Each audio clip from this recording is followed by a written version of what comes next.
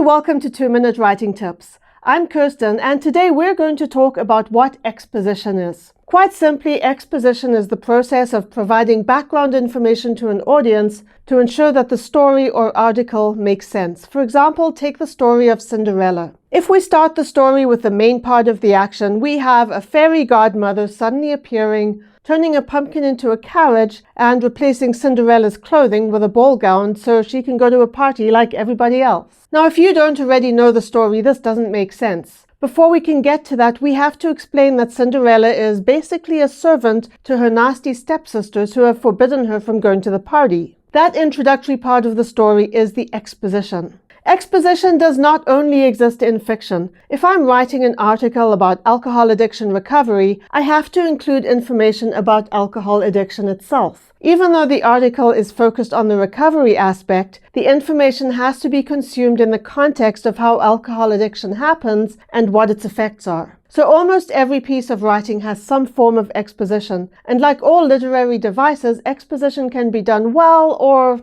not so well. Exposition is not a defined section of your writing like an introduction. In fact, well-executed exposition is interspersed throughout the writing in small chunks. You want to avoid what we call exposition dumps. If you write about someone walking into the room, you don't need to describe that room in detail, even if elements of the room are essential to the story. Instead, weave those elements into the narrative itself. Here's an example taken from a story I wrote. The intention of this paragraph is to illustrate Derek's pretentiousness. This information is important to the story, so it becomes part of the story. If a piece of exposition seems clumsy, ask yourself if it's really needed.